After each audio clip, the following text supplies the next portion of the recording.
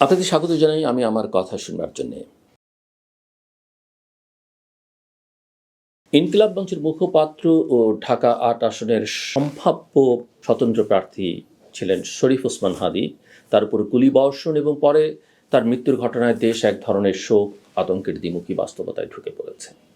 শোকটা ব্যক্তিগত, একজন সক্রিয় রাজনৈতিক মানুষের জীবন হারানোর, আর আতঙ্কটা সামষ্টিক। নির্বাচনের আগ মুহূর্তে আমি কি নিরাপদ, প্রশ্নটা হঠাৎ সবার ঘাড়ে চেপে বসার। এই পটভূমিতে অন্তর্বর্তী সরকার রাজনৈতিকভাবে গুরুত্বপূর্ণ ব্যক্তি ও জাতীয় সংসদ সদস্য পদপ্রার্থীদের জন্য আগ্নেয়াস্ত্রের লাইসেন্স এবং রিটেইনার নামে সশস্ত্র দেহরক্ষী নিয়োগের নীতিমালা জারি করেছে।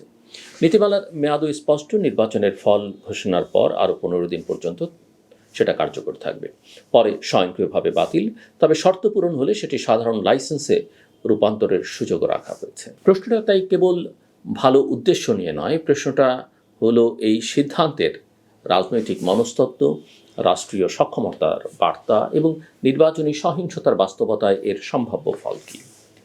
রাষ্ট্র যখন বলে দেয় যে সম্ভাব্য প্রার্থী ও গুরুত্বপূর্ণ রাজনৈতিক ব্যক্তিকে নিরাপদ রাখতে অস্ত্রের অনুমতি দরকার, তখন রাষ্ট্র মূলত দুটো স্বীকারোক্তি দেয়।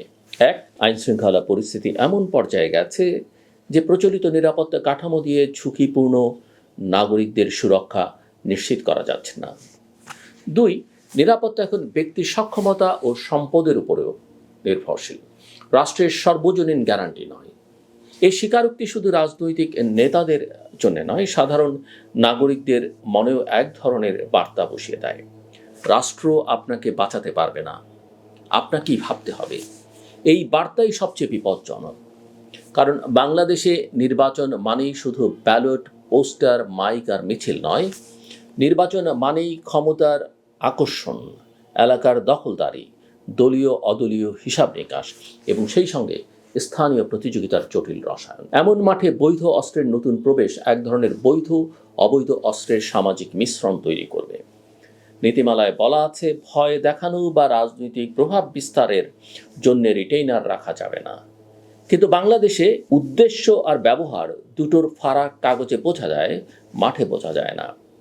যে দেশে প্রকাশ্যে মিছিল সমাবেশে লাঠি, রড, আগ্নেয়াস্ত্রের দাপট বারবার দেখা যায়, সেখানে কাগজে নিষেধাজ্ঞা বাস্তবে নিয়ন্ত্রণের গ্যারান্টি হতে পারে না, বরং এটি নতুন সুযোগ তৈরি করে, আইনি ঢাল দেখিয়ে অবৈধ আচরণকে বৈধতার ঘ্রাণ দেয়া। আরেকটা বাস্তবতা মনে রাখা দরকার, সাম্প্রতিক কয়েকটি হত্যাকাণ্ড, হামলার ভিডিও বা বিবরণে যে প্যাটার্ন দেখা যায় তা হলো হঠাৎ, পরিকল্পিত, খুব কাছ থেকে দ্রুত। এরকম আক্রমণে ভিকটিমের কাছে অস্ত্র থাকলেও ব্যবহার করার সময় পাওয়া যায় না, বিশেষ করে যদি সে অস্ত্র আত্মরক্ষার প্রশিক্ষণ, সিচুয়েশনাল অ্যাওয়ারনেস এবং মুহূর্তে সিদ্ধান্ত নেওয়ার সক্ষমতার সঙ্গে যুক্ত না হয়। উল্টো, অস্ত্র থাকলে অনেক সময় প্রতিপক্ষ আরও আগে গুলি করার প্রণোদনা পায়, কারণ তারা ধরে নেয় লক্ষ্য ব্যক্তি প্রতিরোধ করতে পারে। অর্থাৎ অস্ত্র ডিটারেন্স না হয়ে এক্সেলেশন করতে পারে। ঘনবসতিপূর্ণ শহর, ব্যস্ত বাজার, মিছিলের ভিড়, এসব জায়গায় একটা ট্রিগার টানার সিদ্ধান্ত কেবল একজনকে নয়, বহু নিরপরাধ মানুষকে ঝুঁকিতে ফেলে। এই সিদ্ধান্তের আরো বড় সমস্যা হলো এটা নির্বাচনী রাজনীতিকে ধীরে ধীরে সিকিউরিটাইজ করে, স্বাভাবিক রাজনৈতিক প্রতিদ্বন্দ্বিতাকে নিরাপত্তা ঝুঁকির ভাষায় অনুবাদ করে, ট্রান্সলেট করে। ফলে যে নির্বাচনে রাষ্ট্রের কাজ হওয়ার কথা ছিল, অবৈধ অস্ত্র উদ্ধার, মাদক সন্ত্রাস দমন, সংঘবদ্ধ অপরাধ নিয়ন্ত্রণ, থানার সক্ষমতা বাড়ানো, গোয়েন্দা তথ্যের ভিত্তিতে ঝুঁকিপূর্ণ এলাকা চিহ্নিত করা, প্রার্থীদের জন্য সমান নিরাপত্তা নিশ্চিত করা, সেই কাজগুলো সরে গিয়ে ব্যক্তিকে অস্ত্রধারী করা সামনে চলে আসে। এটা আধুনিক রাষ্ট্রের ধারণার উল্টো পথ। রাষ্ট্রের বৈধ বল প্রয়োগের একচেটিয়া কর্তৃত্ব আরও প্রসারিত না হয়ে সমাজে ছড়িয়ে পড়ে। এখানে আরেকটি নৈতিক রাজনৈতিক দ্বন্দ্ব আছে। যে দেশ দীর্ঘদিন ধরে নির্বাচনকে সহিংসতা থেকে দূরে রাখতে বৈধ অস্ত্র জমা নেওয়ার রেওয়াজ দেখেছে, সেখানে এখন রাষ্ট্র নিজেই নির্বাচনী সময়ের জন্য অস্ত্রের লাইসেন্স সহজতর করছে। এটা এক ধরনের নীতিগত ইউটার্ন। এর ফলে ভোটের মাঠে কার হাতে অস্ত্র আছে বিষয়টি ক্ষমতার প্রদর্শনে পরিণত হতে পারে। আর বাংলাদেশি রাজনীতিতে প্রদর্শন অনেক সময় বাস্তব ক্ষমতার সমান গুরুত্বপূর্ণ। একটা রিটেইনার, বিশেষ করে যদি তিনি অবসরপ্রাপ্ত সশস্ত্র বাহিনী বা পুলিশের হন, সামাজিকভাবে ভয়ের প্রতীক হিসেবেও কাজ করতে পারেন। নীতিমালায় অবসরপ্রাপ্ত বাহিনীর অগ্রাধিকার উল্লেখ আছে। উদ্দেশ্য ভালো হলেও ফলাফল হতে পারে উল্টো। রাজনৈতিক ভীতির বাজার আরো চড়া। শরীফ ওসমান হাদির ঘটনার পর নারায়ণগঞ্জ 5 আসনে বিএনপি মনোনীত এক প্রার্থীর নিরাপত্তা সংখ্যায় সরে দাঁড়ানোর ঘোষণার মতো ঘটনাগুলো দেখায় এটা কেবল ব্যক্তিগত ভয় নয়, এটি রাজনৈতিক পরিবেশের তাপমাত্রা। এমন তাপমাত্রায় রাষ্ট্র যদি অস্ত্রের পথ খুলে দেয়, তাহলে ভয় কমবে না, ভয় প্রাতিষ্ঠানিক হবে। মানুষ ভাববে শীর্ষ পর্যায়ের লোকেরাও নিরাপত্তা পায় না, তাই অস্ত্র লাগছে, তাহলে আমাদের কি হবে? এভাবেই সমাজের ভেতরে অনাস্থা আরো গভীর হয়। এদিকে নির্বাচনের আগে বাংলাদেশ ভারত সম্পর্ক নতুন উত্তেজনায় ঢুকেছে। ঢাকায় ভারতীয় মিশনের নিরাপত্তা নিয়ে উদ্বেগ দেখিয়ে ভারত বাংলাদেশি হাইকমিশনারকে তলব করেছে, আমরা সবাই জানি।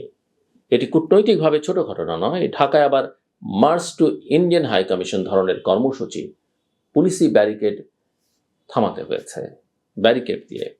একই সঙ্গে বাংলাদেশের এক রাজনৈতিক নেতার বক্তব্য নিয়ে আসামের মুখ্যমন্ত্রীর কড়া প্রতিক্রিয়া এসেছে, যা দুদেশের জনমত রাজনীতিতে উত্তেজনা বাড়ায়।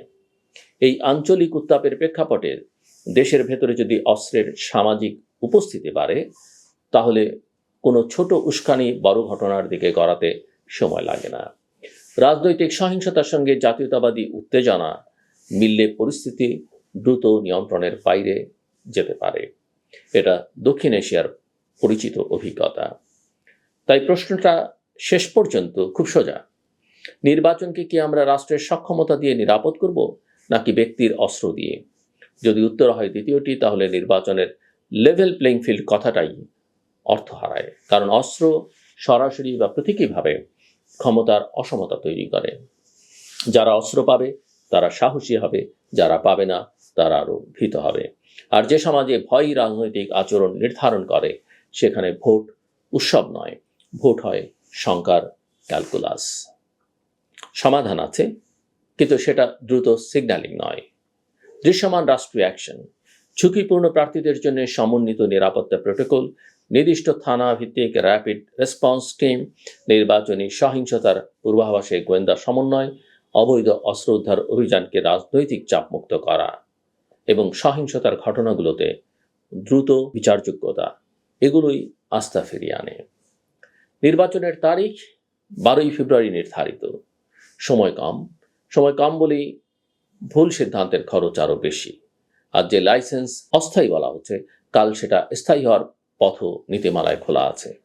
রাষ্ট্র একবার এই দরজা খুলে দিলে পরে বন্ধ করা কঠিন, কারণ তখন সবাই চুক্তি দেবে, অন্যরা পেয়েছে আমিও চাই। নিরাপত্তা তখন অধিকার নয়, প্রতিযোগিতা হয়ে যায়। বাংলাদেশের গণ অভ্যুত্থানের পর, গত জুলাই আগস্টের অভ্যুত্থানের পর মানুষ যে আশাটা দেখেছিল, সেটি ছিল রাষ্ট্র আবার দায়িত্ব নেবে, প্রতিষ্ঠান আবার দাঁড়াবে, আইন আবার সমান হবে। সেই স্বপ্নকে শক্ত করতে হলে নিরাপত্তাকে অস্ত্রের প্রশ্ন না বানিয়ে রাষ্ট্রের সক্ষমতার জবাবদিহি ও আইনের শাসনের প্রশ্ন হিসেবেই দেখতে হবে।